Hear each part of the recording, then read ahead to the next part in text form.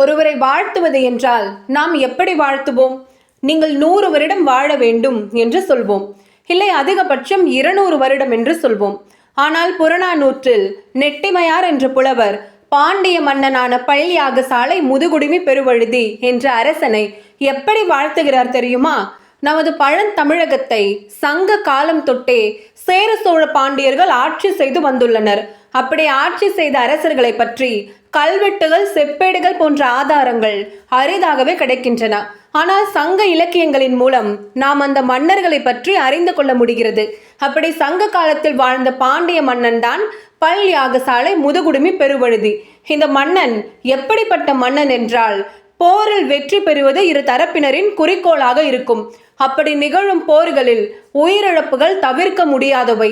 நாட்டை கைப்பற்றவும் வீரத்தை பறைசாற்றவும் நடைபெறும் போர்களில் கூட நமது தமிழ் மன்னர்கள் அறத்தை கடைபிடித்திருக்கிறார்கள்.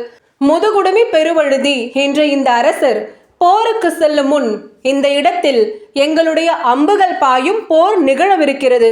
ஆகவே நாட்டில் உள்ள பசுக்கள், பார்ப்பனர்கள், வயதானவர்கள், நோயாளிகள், தங்களுக்கு இறுதி கடன் செய்ய புதல்வர்களை பெறாதவர்கள், பெண்கள் ஆகியோர் பாதுகாப்பாக சென்று மறைந்து கொள்ளுங்கள் என்று முரசறைந்து அறிவித்த பிறகே தனது படையை எதிரி நாட்டில் செலுத்துவாராம்.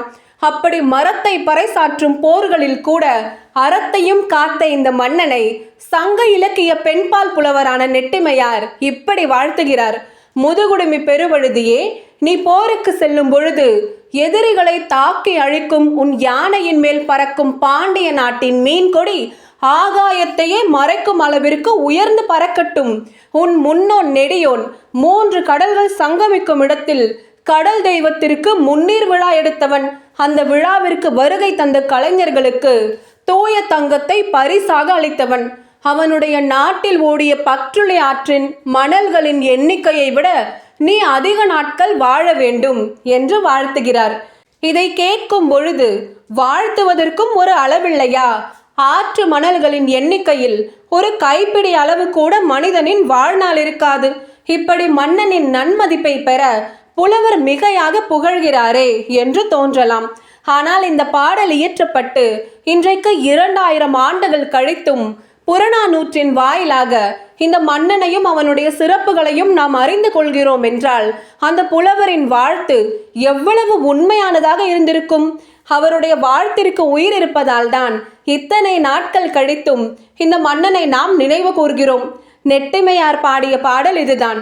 ஆவும் ஆணியர் பார்ப்பன மாக்களும் பெண்டிரும் பிணியுடையீரும் பேணி தென்புலம் வாழ்நர்க்கு அருங்கடன் இருக்கும் பொன்போர் புதல்வர் பெறாதீரும் எம் அம்பு கடிவிடுதும் நும் அரண் சேர்மினென அறத்தார நுவலும் போட்கை மரத்தின் கொல் கலுற்று மீமிசை கொடி விசும்பு நிழற்றும் எம்கோ வாழிய குடுமி தங்கோ செந்நீர் பசும்பொன் வைரியர்க்கு ஈத்த முன்னீர் விழவின் நெடியோன் நன்னீர் பற்றுளி மணலினும் பலவே.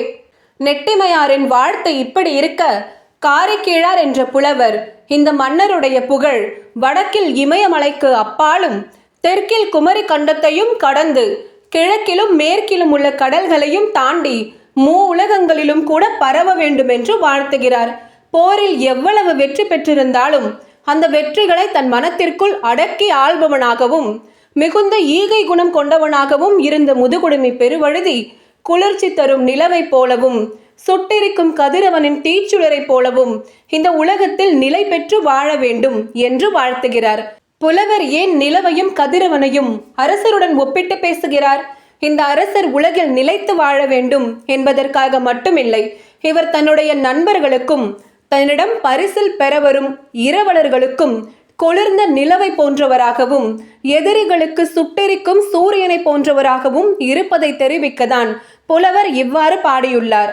தண்டா வீகை தகைமான் குடுமி தன்கதிர் மதியம் போலவும் தெருசுடர் ஒன்கதிர் ஞாயிறு போலவும் மன்னிய பெருமணி நிலமிசையானே. இவை காரைக்கீழாரின் வரிகள். முதுகுடுமி பெருவழுதியே, நீ உன்னுடைய பகைவர்களின் நாட்டில் அவர்களுடைய அகன்ற தெருக்களை கழுதைகளை பூட்டி உழுது பாழாக்கினாய். அவர்களுடைய விளைநிலங்களில் குதிரைகள் பூட்டப்பட்ட உன்னுடைய தேரை செலுத்தி பாழாக்கினாய். அவர்களுடைய குலங்களில் உன்னுடைய யானைகளை குளிக்க செய்து பாழ்படுத்தினாய். இப்படிப்பட்ட சினத்தை உடையவன் நீ. உன்னை அழிக்கும் ஆவலுடன் உன்னோடு போர் புரிந்த அரசர்களை தோற்கடித்து அவர்களுடைய ஆசையை அழித்தாய்.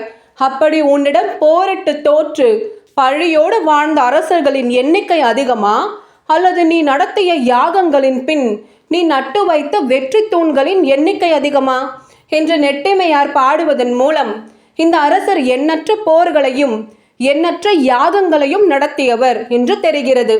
இந்த அரசர் நடத்திய யாகங்களின் எண்ணிக்கை கிட்டத்தட்ட 1000 இருக்கும் என்று சொல்லப்படுகிறது. இப்படி யாகங்களை நடத்தியதால் தான் முதுகுடுமி என்ற இயற்பெயரை பெற்ற இந்த அரசர் பல்யாகசாலை முதுகுடுமி பெருவழுதி என்ற பட்டப்பெயருடன் அழைக்கப்பட்டார்.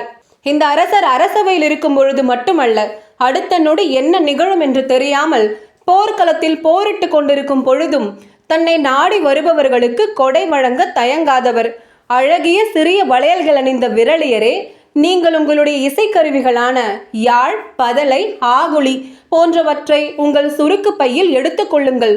முதுகுடுமி பெருவழுதி இப்பொழுது போர்க்களத்தில் இருக்கிறான். அவனிடம் சென்றால் புல்லரிசி கூழுண்டு வாழும் உங்கள் வறுமை நீங்கி வாழலாம் என்று நெடும்பள்ளியத்தனார் விரலியரை ஆற்றுப்படுத்துகிறார். இதனால் இந்த மன்னன் போர்க்களத்திலும் கொடை வழங்கும் இயல்புடையவன் என்பதை அறியலாம். இங்கு விரலியர் என்பது ஆடல் மகளிரை குறிக்கும். ஆற்றுப்படுத்துதல் என்றால் வழிகாட்டுதல் என்று பொருள் தருகிறது. இந்த அரசர் மிகுந்த சினத்தோடு போரிட்டாலும் அறத்தோடு போரிடும் இயல்புடையவர். போர்க்களத்திலும் கொடை வழங்க தயங்காதவர். அதிக எண்ணிக்கையில் வேள்விகளையும் போர்களையும் நிகழ்த்தியவர். இப்படியெல்லாம் புலவர்களால் புகழப்பட்டவர். எல்லாம் சரிதான். ஆனால் நம்முடைய புலவர்கள் அரசர்களை புகழ்வதும் அவர்களிடம் பரிசில் பெறுவதும் மட்டுமே தங்களுடைய வேலை என்று இருந்துவிடவில்லை. அவர்கள் அரசர்கள் தவறு செய்யும் பொழுது அதை சுட்டிக்காட்டி திருத்தும் இயல்புடையவர்களாகவும் இருந்திருக்கிறார்கள். முதுகுடுமி பெருவழுதியே, உன்னை புகழ்ந்து பாடிய பாணர்களுக்கு நீ பொன்னால் ஆன தாமரையை பரிசாக வழங்கினாய். அந்த பாணர்கள் அதை தலையில் சூட்டிக்கொண்டு மகிழ்ச்சியுடன் செல்கின்றனர். மேலும் பல புலவர்கள் நீ வழங்கிய யானை மீதும் தேர் மீதும் ஏறி மகிழ்ச்சியுடன் செல்கின்றனர். அரசே, நீ மற்றவர்களின் நாட்டில் போரிட்டாய். அதனால் அவர்களுக்கு துன்பம் விளைந்தது. அந்த பொருளை கொண்டு உனக்கு வேண்டியவர்களுக்கு மட்டும் நல்லது செய்கின்றாய். இது அறமா என்று போரில் தோற்ற நாடுகளின் மக்களுக்கு நிகழக்கூடிய இன்னலையும் போரின் மறுபக்கத்தையும் குறிப்பால் உணர்த்தி இந்த அரசருக்கு அவருடைய தவறை சுட்டிக்காட்டும் பணியை செவ்வனே செய்திருக்கிறார் நெட்டிமையார். இதோ அவர் பாடிய அழகிய பாடல். பாணர் தாமரை மலையவும் புலவர் பூணுதல் யானையொடு புனைதேர் பண்ணவும் அரணோ மற்ற இது விரல்மான் குடுமி இன்னா ஆக பிறன்மண் கொண்டு இனிய செய்தி நின் ஆர்வலர் முகத்தே. 4 வரி பாடலாக இருந்தாலும் இந்த பாடல் சொல்லும் செய்தி எனக்கு வியப்பாக தான் இருக்கிறது.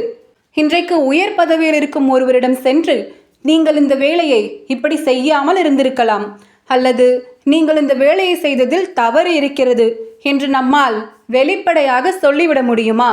ஆனால் ஒரு புலவரால் ஒரு அரசரிடம் சென்று இப்படி வெளிப்படையாக அவருடைய தவறை சுட்டிக்காட்ட முடிகிறது என்றால் புலவர்களுக்கு அரசர்களிடம் எவ்வளவு நன்மதிப்பு இருந்திருக்கும் என்று நம்மால் உணர முடிகிறது. கல்வி கற்றவர்களுக்கு இவ்வளவு மதிப்பு வழங்கிய நம்முடைய அரசர்களின் மாண்பை நம்மால் பாராட்டாமல் இருக்க முடியாது.